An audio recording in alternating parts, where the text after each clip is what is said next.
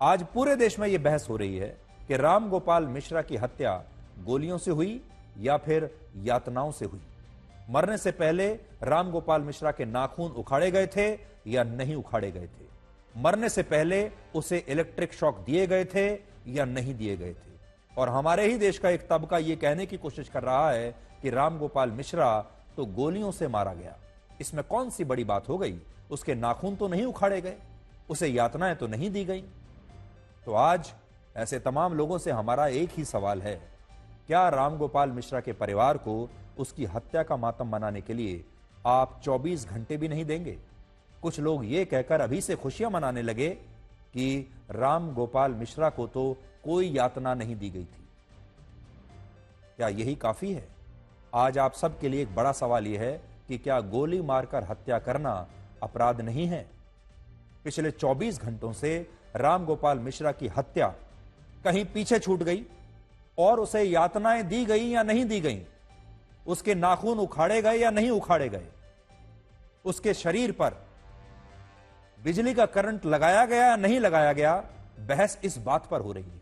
और सब लोग ये भूल गए कि एक लड़के को खुलेआम पकड़कर किडनैप करके उसकी निर्मम हत्या कर दी गई। हत्या की तो कोई बात ही नहीं कर रहा, उसकी जान चली गई, उसके बारे में कोई बात नहीं हो रही। बात इस बात पर हो रही है, बहस इस बात पर छिड़ी है कि यातनाएं दी गई थी या नहीं दी गई थी। आज हम आपको इस बहुत ही दुर्भाग्यपूर्ण बहस पर राम गोपाल मिश्रा के परिवार की सबसे बड़ी गवाही दिखाना चाहते हैं। हत्या के बाद डॉक्टरों के अलावा इस लड़के के शव को अगर किसी ने सबसे करीब से देखा है तो वो उसका परिवार है। और उसके परिवार का कहना है कि राम गोपाल मिश्रा के शरीर पर गोलियों के अलावा भी कई तरह के घाव थे, जिससे उन्हें ऐसा लगता है कि राम गोपाल मिश्रा को हत्या से पहले टॉर्चर किया गया था। और ये बात राम गोपाल मिश्रा के भाई और उनके पड़ोस में रहने वाले एक रिश्तेदार ने भी कही है, जिन्होंने सबसे पहले उसके शव को देखा था। तो आगे बढ़ने से पहले उनके परिवार ने क्या दावा किया है, जरा ये सुन लीजिए। जब आपने भाई का वो लिया, शव लेने ऊपर पहुंचे, तो हालत कैसी थी? मतलब कितनी गोली लगी थी, कहाँ कहाँ मारा था, क्या कैसे? उसको गोली लगी थी, उस जगह पे गोली लगी थी जहाँ गोली लगने के बाद कोई बचता नहीं है। उसे गोली इस तरह से चलाई गई थी जिससे कि मान लीजिए लिटा कर गोली चलाई गई है। अच्छा जी, कई लोग मिलकर रहे होंगे, लिटा दिए, फिर उसको गोली चलाई गई। ओके जी, और 90% तो वहीं पर वो समाप्त हो गया था। नाखून वगैरह भी कुछ हटाए गए थे? ब्लड तो निकला था। नहीं, पैर से नाखून वगैरह भी कुछ? नाखून तो उसके 20 उखाड़ लिए गए थे। जी जी, हाथ के पैर? हाथ के पैर के दोनों। वजह क्या है इतनी निर्ममता करने? नहीं, वजह नहीं पता है। क्या चाहते हैं आप? इंसाफ होना चाहिए। जिस बर्बरता से उसे मारा गया है उसी बर्बरता से उन्हें मारा जाए। ललित जी, जो मृतक है राम गोपाल मिश्रा, उनके साथ बर्बरता हुई, किस तरीके की बर्बरता हुई? उसको जब घर के अंदर खींच ले जाया गया तो उसके नाखून उखाड़े गए, उसको बिजली का करंट लगाया गया, उसकी गर्दन रेती गई, फिर उसको कई गोलियां मारी गई और उसकी मृत्यु हो गई। जी, नाखून खींचे गए, गोलियां मारी गई, इस बात को आपको कैसे लगता है? चूंकि हमने अपनी आंखों से उसके शरीर को देखा है, उसके नाखून गायब मिले हैं, गर्दन रेती मिली है और करंट के निशान मिले हैं उसके अंगूठे में। जघन्यतम अपराध हुआ है, मतलब जघन्यतम से जघन्य। उनके नौकर ने खुद कल बताया था, उनका नौकर जो उनके यहाँ काम करता है, 35 कारतूस। और ओके, आपके हिसाब से क्या कार्रवाई होनी चाहिए? बड़ी हमारे हिसाब से उन 6 लोगों का इनकाउंटर होना चाहिए, उनके घर पर बुलडोजर चलना चाहिए ताकि भविष्य में ऐसी गलती न हो। जो मारने वाले हैं उनको सजा दी जाए कड़ी से कड़ी, उनके साथ जितनी हो सके उनको कसा जाए, तंग किया जाए, जिस प्रकार से हमारा लड़का मारा गया है। तो राम गोपाल मिश्रा के परिवार का क्या कहना है ये आपने सुन लिया। हालांकि बहराइच के chief medical officer Sanjay Kumar का कहना है कि राम गोपाल मिश्रा को इलेक्ट्रिक शॉक देने का दावा सही नहीं है और उसके दोनों पैरों के अंगूठों में चोट के निशान मिले हैं। संजय जी, जिस तरह से हिंसा हुई है उसके बाद रामगोपाल मिश्रा की मृत्यु होती है, मर्डर होता है, पोस्टमार्टम रिपोर्ट आती है, क्या कुछ रामगोपाल मिश्रा की पोस्टमार्टम रिपोर्ट में है? मेरी जानकारी के अनुसार 25-30 छर्रे उनको लगे, जिसके कारण अत्यधिक रक्तस्राव हुआ और उस अत्यधिक रक्तस्राव के कारण उनकी मृत्यु हुई है। इसके अलावे बाईं आंख के ऊपर एक फटा चोट है एवं दोनों पैर के अंगूठों में भी चोट के निशान हैं। आपने कहा अंगूठों में चोट के निशान है। एक थ्योरी ये भी आ रही थी कि जो है बॉडी को कहीं ना कहीं प्रताड़ित किया गया है, या तो शव जो है अगर मर भी गए थे उसके बाद क्या नाखून खींचने जैसा कुछ है पैर का, ऐसा दिखाई पड़ रहा है?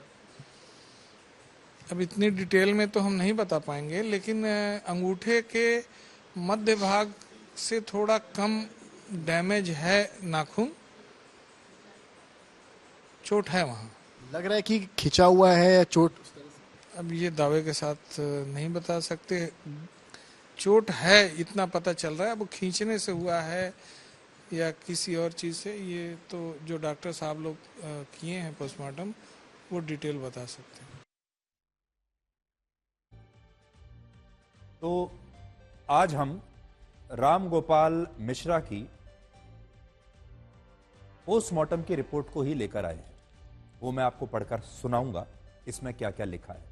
जिस वक्त पुलिस ने रामगोपाल मिश्रा का शव उसके परिवार को सौंपा, उस समय शव पर गंभीर चोटों और गोलियों के निशान थे और उन्होंने उसके शव का एक वीडियो भी बना लिया था। और आज ये वीडियो हमारे पास है। ये वीडियो मैं आपको दिखा नहीं सकता, दिखाना सही नहीं होगा। हम ब्रॉडकास्टिंग एथिक्स के जो ब्रॉडकास्ट के जो नियम हैं उनसे बंधे हुए हैं, जिसके तहत हम आपको वो वीडियो तो नहीं दिखा सकते। लेकिन वो वीडियो हमने देखा है, उसके शव की क्या हालत थी वो हमने देखी है। और जो वीडियो उसके परिवार ने बनाया उसे देखने के बाद 3 बातें स्पष्ट होती हैं। पहली बात, रामगोपाल मिश्रा के दोनों पैरों के अंगूठों पर गहरी चोट के निशान थे और उसके नाखून भी टूटे हुए थे। उसके परिवार का कहना है कि आखिर एक जैसी चोटें दोनों पैरों के अंगूठों में कैसे आ सकती हैं। अब क्या उत्तर प्रदेश की पुलिस, बहराइच की पुलिस या जिन लोगों ने यह पोस्टमार्टम किया है वो इस बात का जवाब दे सकते हैं कि दोनों पैरों के अंगूठों में एक जैसे घाव कैसे हो सकते हैं? दूसरा सवाल, इस वीडियो में यह भी दिख रहा है कि शव पर गर्दन और सीने के बीच सबसे ज्यादा गोलियों के छर्रे के निशान हैं और इससे यह पता चलता है कि आरोपियों ने हत्या के मकसद से ही रामगोपाल मिश्रा पर हमला किया था। और तीसरा, इस वीडियो में यह भी दिख रहा है कि रामगोपाल मिश्रा के माथे पर एक ऐसी चोट का निशान है जो किसी धारदार हथियार से हुए हमले का घाव हो सकता है। पूरा वीडियो तो हम आपको नहीं दिखा रहे हैं, हमने दिखाया भी नहीं, लेकिन उसके कुछ हिस्से उसे ब्लर करके हमने आपको दिखाने की कोशिश की है। और जिन लोगों ने रामगोपाल मिश्रा के शव को देखा, उनके परिवार के लोगों ने जब उन्होंने शव को देखा, उन्होंने इसका वीडियो भी बनाया, तस्वीरें भी खींची, वो लोग बहुत सारे सवाल पूछ रहे हैं कि इतने घाव, इतनी चोटें आखिर कैसे आई। आज हमें रामगोपाल मिश्रा की ये पोस्टमार्टम रिपोर्ट भी मिल गई है और ये रिपोर्ट आज मेरे हाथ में है और इसमें भी 5 बड़ी बातें लिखी हुई हैं। आप लोग सब ध्यान से सुन लीजिए। रामगोपाल मिश्रा को 5, 10 और 15 नहीं बल्कि गोलियों के 40 छर्रे लगे थे, ऐसा इसमें लिखा है, जिनमें 29 छर्रे गर्दन से सीने के हिस्से में लगे हैं, गर्दन से और सीने के बीच। 2 छर्रे दाहिने हाथ में लगे, 3 छर्रे बाएं हाथ में लगे और 6 छर्रे चेहरे पर लगे। दूसरी बात, गर्दन के पीछे भी 2 चोटों के निशान हैं, जहां से गोलियों के छर्रे शरीर के आर पार निकल गए। तीसरा, पूरे शव पर कुल 8 गहरी चोटों के निशान हैं और इनमें भी सिर पर एक ऐसी चोट है जिसे देखकर यह लगता है कि रामगोपाल मिश्रा पर शायद किसी धारदार हथियार से वार किया गया था। हालांकि ऐसा कहा जा रहा है कि यह चोट घसीटते वक्त या गिरते वक्त भी लग सकती है।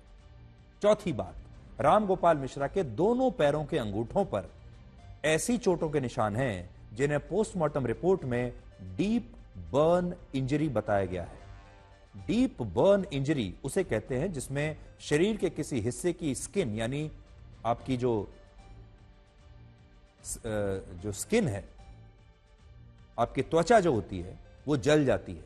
और इस मामले में भी रामगोपाल मिश्रा के दोनों पैरों के अंगूठे जले हुए हैं, त्वचा जली हुई है, जिससे यह सवाल उठता है कि क्या रामगोपाल मिश्रा को इलेक्ट्रिक शॉक दिए गए थे, क्योंकि इस तरह की चोट इलेक्ट्रिक शॉक से भी आ सकती है, जबकि पोस्टमार्टम रिपोर्ट में इन चोटों का कारण नहीं बताया गया है। पांचवी बात, पोस्टमार्टम रिपोर्ट में यह भी लिखा है कि रामगोपाल मिश्रा की मौत सदमा लगने से, यानी ट्रॉमा से और ज्यादा खून बहने से हुई है, हेमरेज से हुई है। इसमें यह भी लिखा है और वो भी मैं आपको पढ़कर आगे अभी बताऊंगा कि इसमें क्या क्या लिखा हुआ है। इसमें यह भी लिखा है कि जब रामगोपाल मिश्रा को गोलियां लगीं तो इससे इंटरनल ब्लीडिंग के कारण रामगोपाल मिश्रा की मौत हुई है। और आज ही हमें एक वीडियो भी मिला है जिसमें यह साफ साफ दिखता है कि कुछ लोग रामगोपाल मिश्रा पर गोलियां चलाते हैं और इसके बाद वो गोली लगने से नीचे गिर रहा है।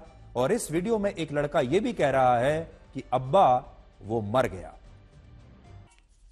अब देखिए, एक एक करके मैं आपके लिए इसे डिकोड करता हूं। पोस्टमार्टम रिपोर्ट को जरा इसके कुछ पॉइंट्स में आपको पढ़कर बताता हूं। इसमें लिखा है कि मृत्यु का कारण क्या है।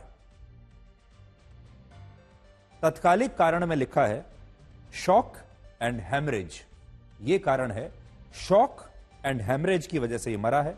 और वजह बताई है एंटीमॉर्टम गन शॉट, यानी गोली लगने से जो शॉक लगा और हेमरेज हुआ उसकी वजह से इस लड़के की मौत हुई है। अब मौत गोली लगने से ही हुई है, लेकिन क्या हम यह कह सकते हैं कि गोली लगने से पहले उसे टॉर्चर नहीं किया गया था? उसके शरीर पर यह जख्म कहां से आए? अगर मौत तो गोली लगने से ही हुई है, जान तो गोली लगने के बाद ही निकली है, लेकिन शरीर पर इतने गहरे जख्म आखिर कहां से आ गए? अब जरा उसके बारे में बात करना चाहते हैं। देखिए, पोस्टमार्टम में एक जगह लिखा हुआ है, पोस्टमार्टम रिपोर्ट में, कि क्या क्या शरीर पर मिला है। इसमें लिखा है deep burn injury, front tip of left great toe. फिर लिखा है deep burn injury, front tip of right great toe. इसका मतलब आप समझते हैं कि जलने से जो जख्म पैदा होता है, जलने की वजह से, डीप बर्न इंजरी, यह है उल्टे पैर के अंगूठे पर, और डीप बर्न इंजरी वो है सीधे पैर के अंगूठे पर। ग्रेट टो कहते हैं अंगूठे को। और दोनों पैरों में एक जैसी चोट है, दोनों पैरों में एक जैसा घाव है, और यह घाव जलने से हुआ है। और इस तरह का जो जलने से घाव होता है वो करंट देने से भी हो सकता है। तो अब आप सोचिए कि दोनों पैरों के अंगूठों पर एक जैसे डीप बर्न इंजरी कैसे आई। फिर लिखा है कि फोरहेड पर लेफ्ट आईब्राउ के ऊपर एक घाव मिला है, यह भी इसमें लिखा है। अब देखिए और क्या क्या लिखा है। जो अलग अलग घाव आए हैं उन सब के बारे में लिखा है कि ये घाव कैसे कैसे आए हैं। 29 ये घाव का उन्होंने एक साइज दिया है। Entry wound on upper part of chest, entry wound on right upper arm, entry wound on left upper arm, entry wound in whole face, exit wound in the back of the neck. ये गोलियों के निशान है, यानी जिस छर्रे की हम आपको बात कर रहे थे ये है। तो ये सारी बातें पोस्टमार्टम की इस रिपोर्ट में लिखी हुई।